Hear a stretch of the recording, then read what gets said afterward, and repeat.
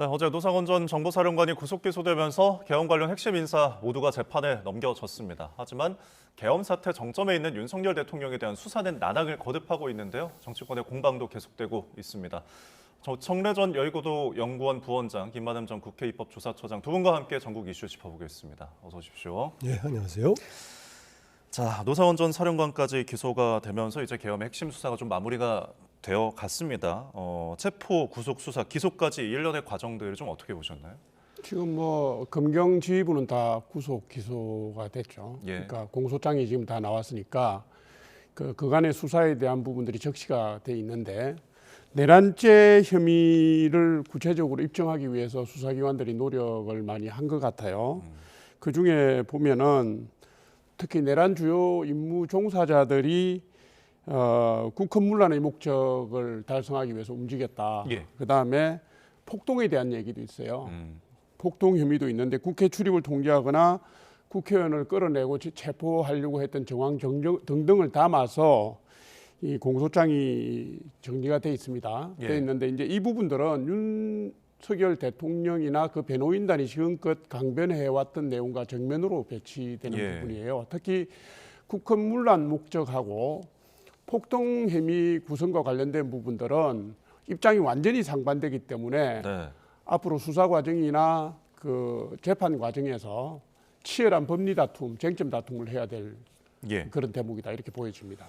그러니까 이 공소장에 내란 우두머리로 윤석열 대통령이 이제 적시가 되어 있잖아요. 근데 뭐 지금 종사자 같은 경우에는 기소까지 이뤄진 상황인데 윤 대통령에 대한 지금 수사는 굉장히 어렵잖아요. 지금 난항을 겪고 있는데 현 상황 어떻게 보고 계십니까?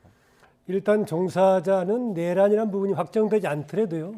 다른 뭐 직권남용이나 다른 제목으로 충분히 처벌이 가능합니다. 예. 그런데 윤석열 대통령은 아직도 현직 대통령이기 때문에 예. 내란죄 혐의가 있을 경우에 가능해서 논쟁의 여지가 큽니다. 예. 그래서 이제 초반에는 탄핵만 염두에 뒀다가 이게 내란의 소지까지 있기 때문에 형사처벌도 가능하다.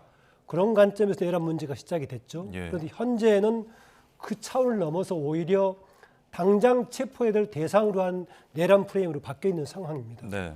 근데 지금 아시다시피 마치 대통령 체포 과정이 두 개의 정부군과 반군이 대치하는 양상을 보이는 양상까지 보여가지고 참 좋지 않았습니다. 지금 2차로 다시 체포영장 발부받아 진행이 되고 있는데 예. 되게 뭐 언제쯤 될까 시점을 물어보고 있는데요. 예. 언제쯤의 문제보다는 혹시 그 기간 동안에 서로 뭔가 처리하는 방식의 새로운 방식의 제3의 방식도 혹시 여지가 있지 않겠나 좀 그런 생각도 해봅니다. 예. 더구나 지금 이제 언제쯤 할 거냐 이런 얘기들은 언론들에서도 양쪽에 마치 전투력 비교하듯이 경호처에 있는 인력과 예. 나머지 그다음에 공처에서 동원할 수 있는 인력이 얼마나 되는 것인가 비교하면서 누가 더 힘이 센가 이런 방식으로 비교하고 있어가지고 저는 적절한 접근 방법이 아니라고 봅니다. 예. 이것이 마치 상황을 그렇게 보면 적절하지 않아 보이는데요. 어쨌든 간에 현재로서는 다른 주요 임무 종사자라고 했지만 이런 사람들의 형사적인 처벌 방식과 예. 대통령은 내란죄 확정돼야 되기 때문에 조금 다르기는 한데 현재 어쨌든 간에 전반적으로 내란죄 프레임으로 지금 검찰과 다른 공처 등에서는 처벌을 진행하고 있고 마지막 지금 이제 대통령을 두고 다투고 있는 상황입니다. 예. 체포영장 집행 그 시기보다는 그 기간에 대한 의미를 좀 짚어주셨는데 지금 뭐 알려진 바로는 정확하게 뭐 알려지지 않았지만 뭐 2, 3주 정도 가량이라고 보거든요. 왜 이렇게 좀 길게 알려졌을까요? 1차 시도에서 실패를 해서 뭐 엄청난 비난을 받았기 때문에 예. 그 체포영장 재발급을 받으면서 굉장히 기간을 길게 잡았겠죠. 예. 그러니까 이제 뭐 대개 이제 언론에서 추측하는 건지 보도인지 모르지만 대개 설 전까지 갈 거다 이렇게 예. 보는 건데요. 2차 체포영장 그러니까 약 3주 가까이 해서 발급받은 거 아닙니까? 발급을 네. 받은 건데 제가 볼 때는 이게 이제 주말에 예. 찬반 그 국민들이 대규모 집회를 하니까 하죠. 네. 아마도 지금 설 연휴까지 한 2주 정도 남아 있는데 아마 1차 시도를 하지 않겠습니까? 평일 중에. 그래서 중에. 제가 볼 때는 아마도 다음 주, 그러니까 오늘이 토요일이니까 예. 다음 주 중에 어쨌든 평일에 시간도 특정할 수가 없어요. 지금 뭐 군사작전 하듯이 하고 있으니까 예. 벌건 대낮에 뭐 치고 들어가겠습니까? 뭐 야간이나 새벽이나 이렇게 될 예. 수도 있고요. 변동성이 워낙 많아서 추측하기가 힘드네요. 네, 이전에 뭐 오전에 시도를 했다가 실패한 경험이 있으니까요. 네, 네. 또 같은 그 시기에는 하지 않을까 뭐 그런 뭐 생각도 뭐 나오는 것 같습니다. 자, 지금 어쨌든 체포영장 집행을 두고서 공조본과 경호처의 대치가 굉장히 그 이슈인데 지금 박종준 전 경호처장이 이제 어제 출석하고 오늘도 이제 나와서 출석을 했습니다. 이게 전격적인 출석도 예상을 하지 못했을 거니와 또 사직을 하고서 내온 것에 대해서 조금 배경이 있는 것 같아요. 어떻게 보세요? 글쎄요. 이제 박종준 전 경호처장 같은 경우는 경찰 출신 아닙니까? 죠? 예, 근데 아마 어떤 고민을 했을까 하면 저는 이렇게 봅니다.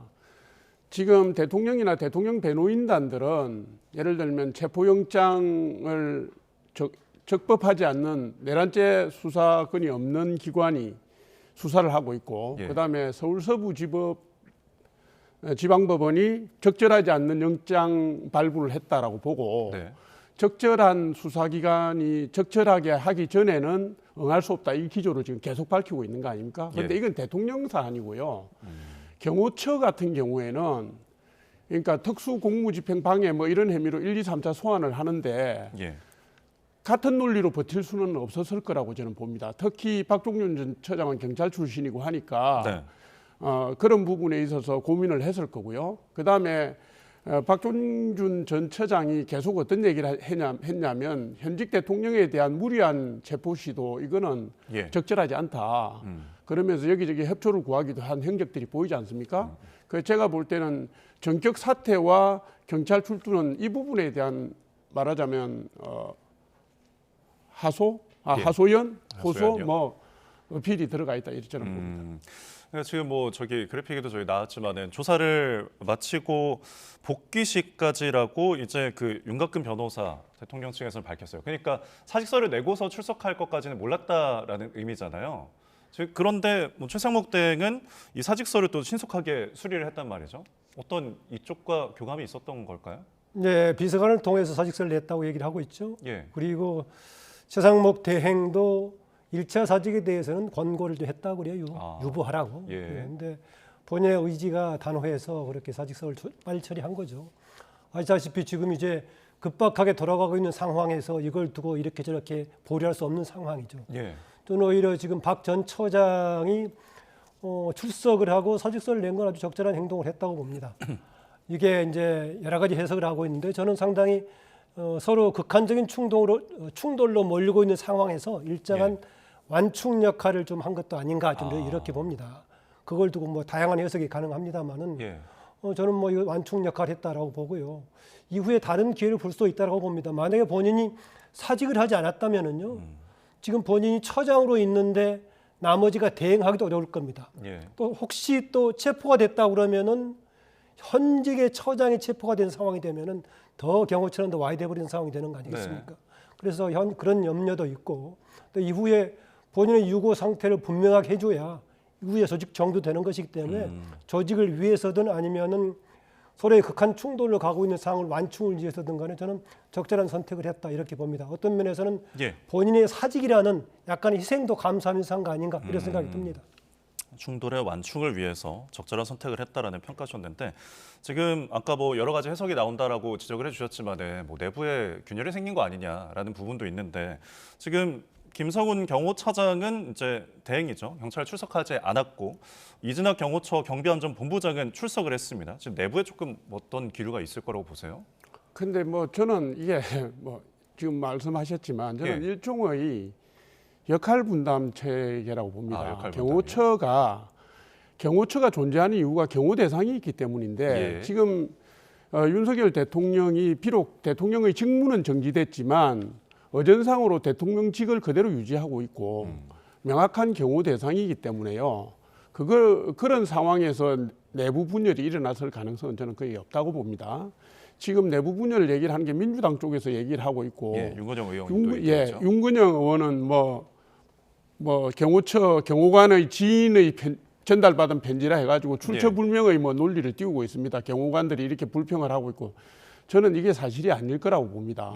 그리고 지금 김성훈 차장 같은 경우에는 거의 30년 가까이 경호 공무원으로 저 경호처에 들어가서 30년 가까이 요직을 거친 뭐 오리지널 경호관 출신입니다. 그러니까 네. 책임감이나 이 부분들이 외부에서 들어간 분들하고 완전히 다를 거라고 저는 보는 것이고요. 아마도 지금 그 역할 분담 체계에서 예. 그 지금의 대통령을 보호하고 그 지금 대통령 관저라는 군사상, 예. 공무상 주요 시설을 방어하는데 역할을 자임했다고 저는 이렇게 보는 것이고요. 예. 그래서 이제 경호처가 일면으로는 경찰의 소환에 응하면서 일면으로는 대통령을 보호하는 임무 두 가지 투트랙의 대응을 하고 있다. 저는 이렇게 네. 보는 겁니다. 그러니까 정치적인 부분보다는 이제 경호처 공무원으로서 할 일을 저는 한다라고 그렇게 이제 봅니다. 보시는 뭐 거죠. 이 중에 어느 것이냐 단저 뭐 보다는 같이 겸해 있다라고도 볼 수 있을 겁니다. 예. 지금 이제 민주당 쪽에서는 내부 균열이라고 보는 것이 보기 편하기 때문에 아. 그렇게 얘기하는 것인데요. 예. 균열은 아니더라도 아무래도 지금 상황이 첫 번째에 저지시켰던 것처럼 무조건적으로 지금 이제 맡기는 저지시키긴 쉽지 않을 거다라고 본다는 네. 차원에서 조금 이렇게 상황이 경호처가 쉽지 않다라고 보고요.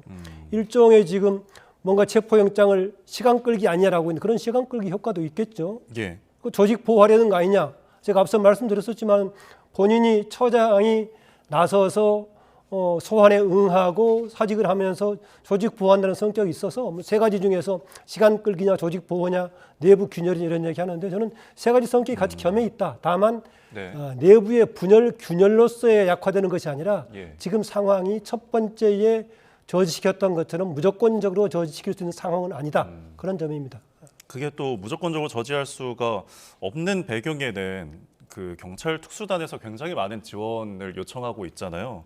뭐 1,000명 정도 예상이 되고 있고, 뭐 형사 기동대, 뭐 굉장히 많은 인력들을 이제 요청한 상황에서 경호처에서는 국방부 그리고 경찰 모두 이제 관저 인력 증원을 거부한 상황이거든요. 굉장히 고립무원에 처한 상황인데 이런 대치 상황 또 어떻게 보시나요?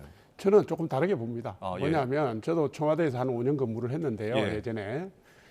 이게 지금 경찰 101 경비단이나 202 경비단은 그리고 수방사 55 경비단은 다 외곽 방어를 네. 하는 조직입니다. 대통령 관저 내부나 접근 경호를 하는 조직이 아니에요. 예. 그 조직들이 실제로 들어온다고 하더라도 1차 방어선, 2차 방어선에서 아무 방어 역할을 못할 수 있다 저는 이렇게 봅니다. 그리고 거기는 군사상 비밀 장소이기 때문에 네. 그리고 비행 금지 구역이기 때문에 실제로 경찰에서 수사관들을 집어넣는다고 하더라도 예. 공중으로 뭐 헬기를 타고 들어가 이런 소설과 같은 영화와 같은 장면은 안 일어납니다. 그러니까 결국 관저 정문에서 밀고 들어가면 그게 1,000명이 밀고 들어가든 2,000명이 밀고 들어가든 막고 있는 세력들이 막으면 돌파하기가 쉽지 않게 돼 있고요. 예. 그리고 우리나라 경호처가 세계에서 탑 클래스입니다. 역량이나 준비된 상황이나 인력도 적지 않고 그래서 예. 저는 이게 무슨 영화나 소설 쓰듯이 2,700명을 뭐 외부에 경찰을 배치하고 1,000명이 들어가니 많이 네. 이런 소설이 국민들에게 이게 무슨 게임도 아니고 영화도 아니고 이런 식의 그 브리핑은 좀 그만했으면 좋겠습니다. 그리고 왜 지금 정당하게 그러면 기소해라. 법정에서 다투겠다. 예. 다만 수사권도 없는 조직이 하지 말고 또 관할 법원도 아닌 데서 영장 치지 말고 해라. 그렇게 변호인단이 얘기하고 있잖아요. 그리고 헌법재판소에서 인용 재판 결과를 내놓으면 성복하겠다라고 나오고 있는데 예. 공수처나 이런 데서 좀 세련되게 하면 안 됩니까? 이렇게 국민들을 망신 주고 온 국가를 혼돈에 몰아넣는 이걸 꼭 해야 되는지 왜 이러는지 저는 정말 모르겠습니다. 그리고 국회에서 지금 내란 특검법과 관련돼서 여야가 지금 각각 법안을 준비해서 들어가려고 하고 있잖아요. 네. 특검법이 통과되고 나면 모든 수사가 중단이 되는데 왜 이렇게까지 무리하는지 저는 예. 모르겠네요. 이 예.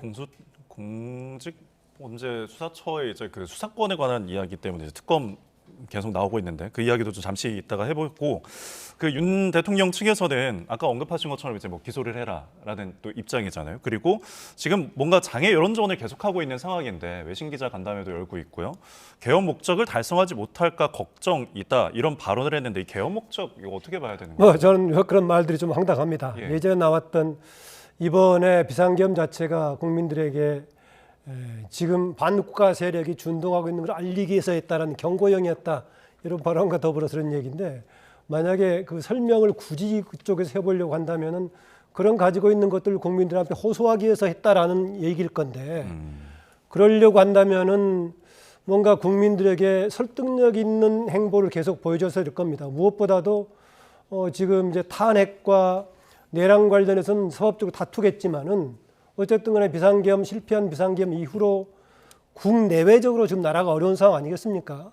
대통령 아직 그 현직 대통령이니까 이 부분에 대해서 무한 책임지는 자세를 이렇게 저렇게 보여주는 것이 당연한데 그런 부분 없이 계속 이제 반국가 세력 공격만 하고 있단 말이죠.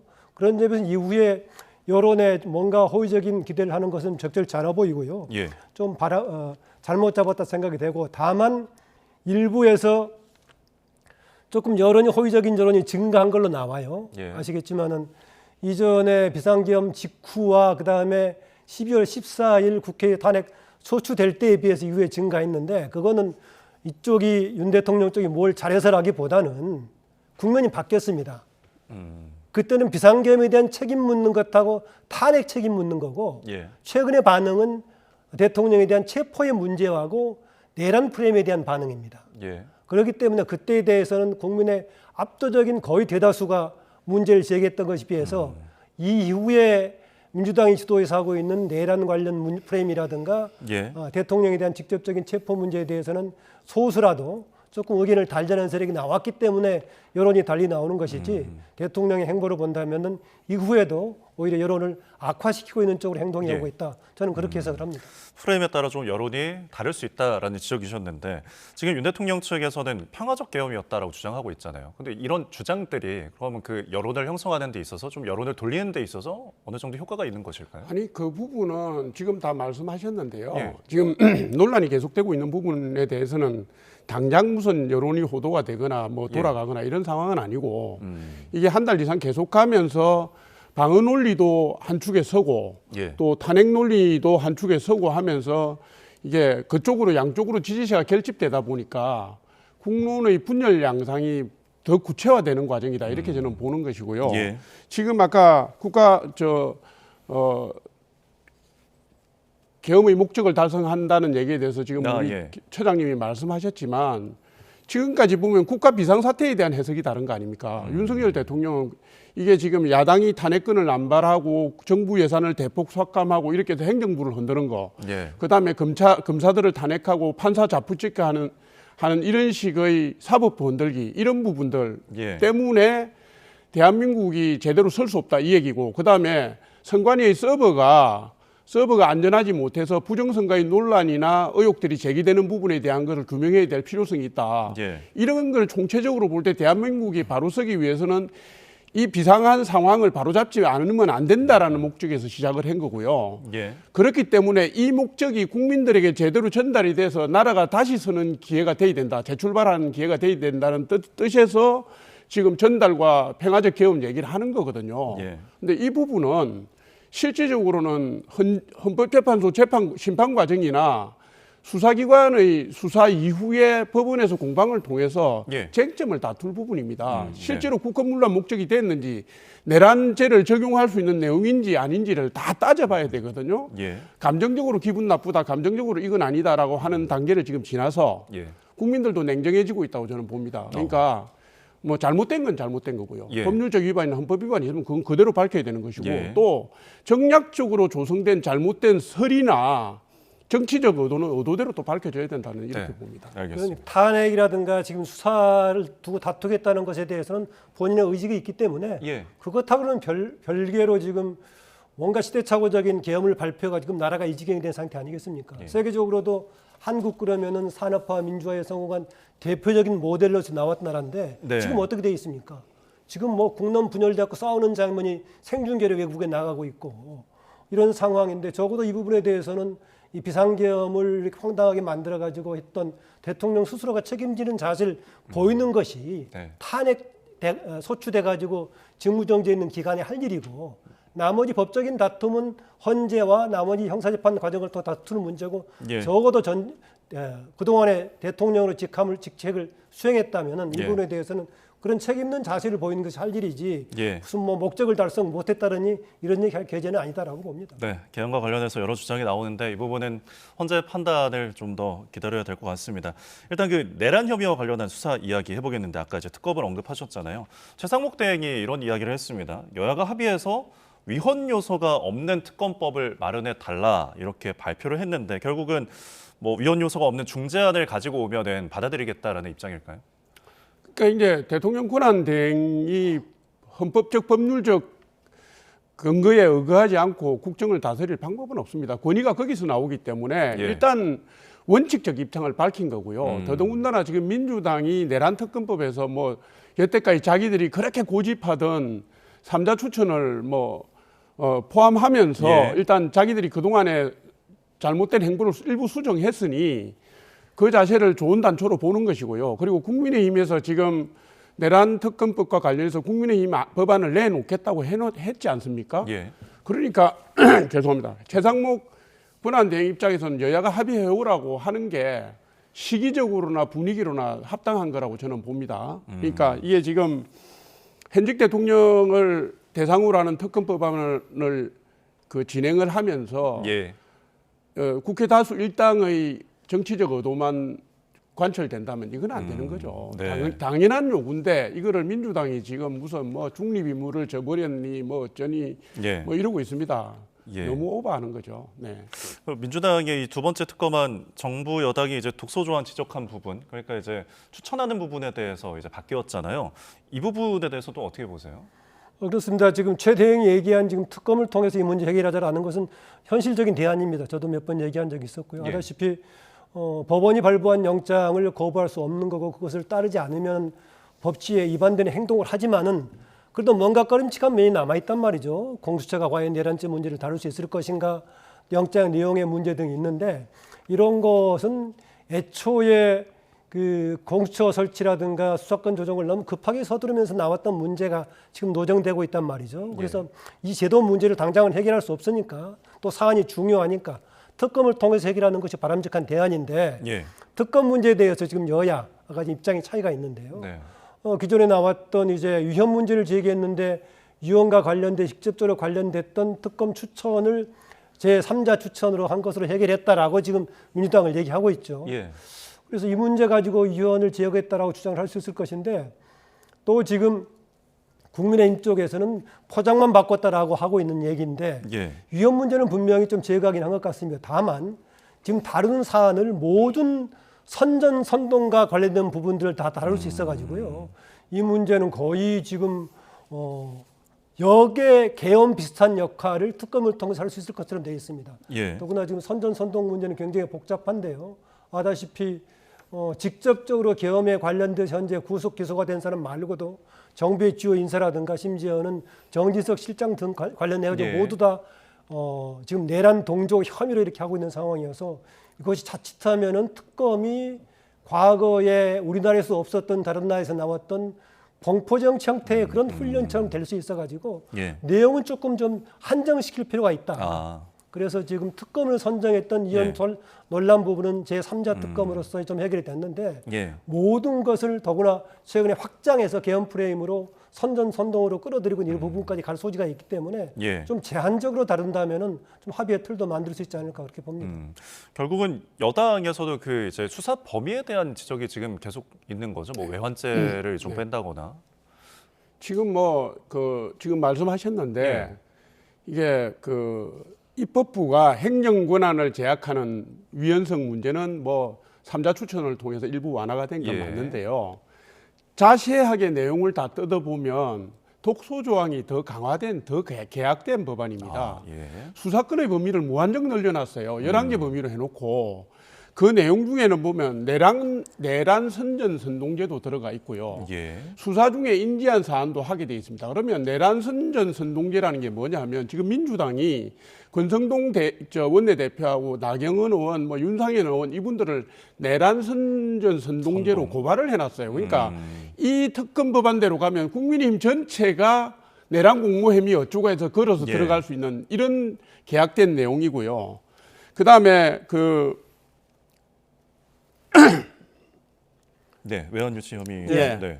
외환제 부분은 지금 뭐 북한이 오물풍선 남기는 거 원점 타격하는 문제라든가 그다음에 비핵물체와 관련된 그 NLL 유도 검증되지 않는 설을 잔뜩 넣어놨습니다. 예. 그러니까 이게 지금 누구를 위한 법안인지 왜 북한의 드론이 우리 비행 금지 구역까지 들어왔을 때 아무 말도 안 하고 있던 민주당이 이런 거를 갖다가 특검 법안에다 넣어놨는지 저는 이해할 수 없고요.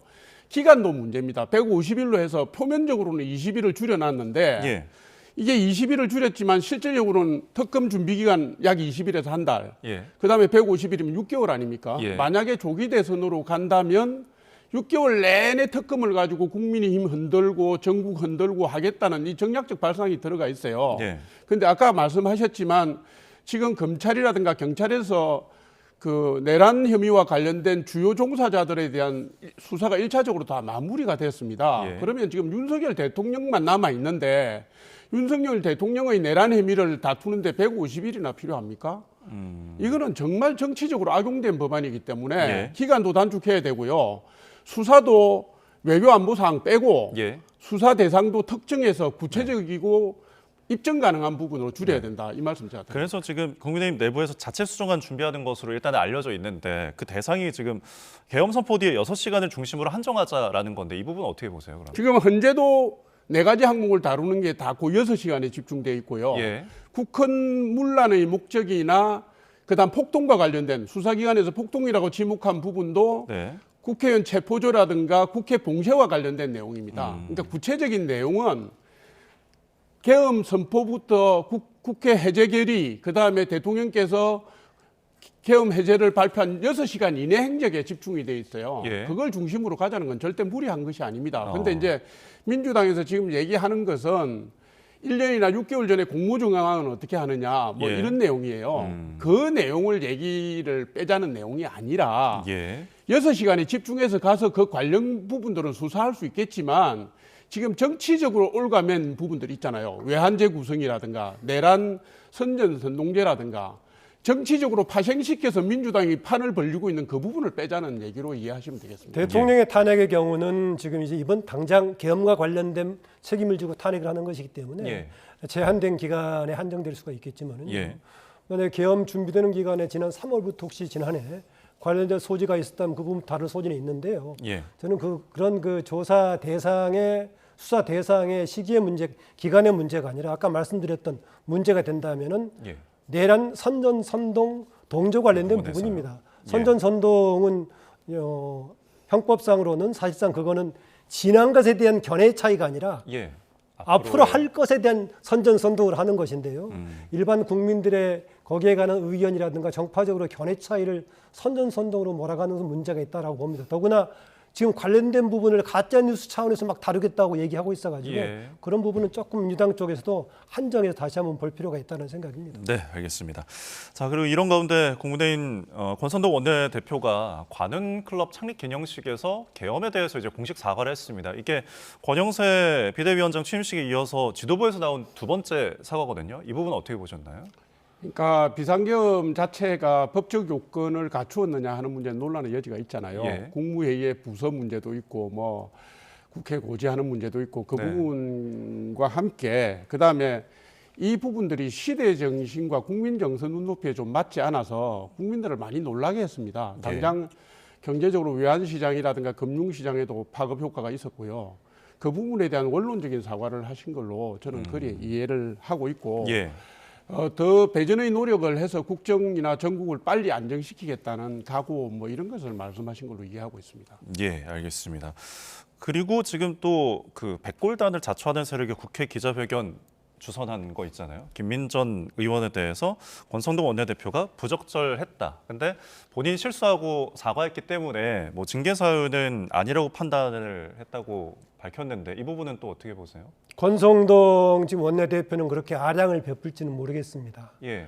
그런데 국민 일반의 시각에서 본다면은 지금 이 시대에 백골단 얘기를 하고 더구나 그거를 모를 수가 없는 그 시절에 학교에서 있었고 대학의 교수로 재직했던 김 의원이 그런 얘기했다는 건 적어도 국민의 시각에서 보자면은 최소한의 저는 징계 조치는 필요하지 않을까. 심지어는 일반 예. 국민의 일정한 사람들은요. 국회의원직 사퇴 요구까지 하고 있는 상황입니다. 그런데 본인이 그거 잘못했다고 다시 사과했다고 해서 없던 일을 하기에는 너무 아량을 베푸는 거다. 뭔가 지금 국민의 입장에서 봤을 때는 어느 조치가 필요하다라는 저는 그렇게 봅니다. 네. 그런데 그 김상우 의원에 대해서는 권 원내대표가 막 탈당을 지금 요구하기도 하잖아요. 이 기준에 좀 다르게 본다라는 지적이 있는 것 일단 같은데요. 김민전 의원이 그 주선을 한 거는 매우 잘못됐고요. 그건 제가 볼 때 반복해서 사과해도 충분히 더 모자라다고 생각해요. 그런데 이렇습니다. 국회에서 시민단체나 외곽 사람들이 국회의원이 아닌 사람이 정론관의 기자회견장을 쓰려면 국회의원이 나서서 필요하니까. 주선을 해야 됩니다. 이 언론 계신 분들은 다 아시잖아요. 그러니까 한남동에서 고생을 하고 있는 방공청년단이라는 이름의 청년들이 자기들이 기자회견을 하고 싶으니 김민전 의원에게 좀 장소를 좀 주선을 해달라 이렇게 된 것 같아요. 근데 그게 거기서 이제 매우 부적절한 백골단이라는 용어가 나왔는데 김민전 의원의 발표도 그렇고 사과도 그렇고 전후 맥락을 보면 김민전 의원이 그걸 몰랐던 것 같아요. 근데 그 점은 제가 잘못됐지만 일단 사실관계는 짚고 넘어가고요. 김상욱 의원 같은 경우에는 당론을 정면 배치하면서 반복적으로 지금 자기 입장을 밀고 나가고 있어요. 잘 아시겠지만 민주당도 해당 행위로 정리한 의원들이 있습니다. 금태섭 의원도 있고 여러 명 그런 논의가 있었는데 지금 당론에 위배되니까 권성동 의원이 그렇게 당신의 의견이 명확하면 당신의 길을 가면 되는 거 아니냐 이 얘기를 한 것이고요. 김민전 의원의 경우에는 정말 목적의식을 갖고 백골단 부분을 앞세우려고 했느냐 아니면 단순 기자회견 주선이었느냐 이 부분이에요. 해당 행위의 의식적, 목적적, 적극적 의사 부분을 다투어야 되거든요. 김민전 의원의 윤리위 그걸 하려면 아마도 그런 면에서 고의성은 없다고 보여지니까 당 지도부가 이렇게 하는 건데요. 필요하다면 당 윤리위원회에서 한번 논의해 볼 수 있겠죠. 알겠습니다. 자, 오늘 전국 이야기 여기까지 들어봤습니다. 지금까지 조청래 전 여의도연구원 부원장, 김만흠 전 국회 입법조사처장 두 분과 함께 이야기 나눠봤습니다. 오늘 말씀 고맙습니다.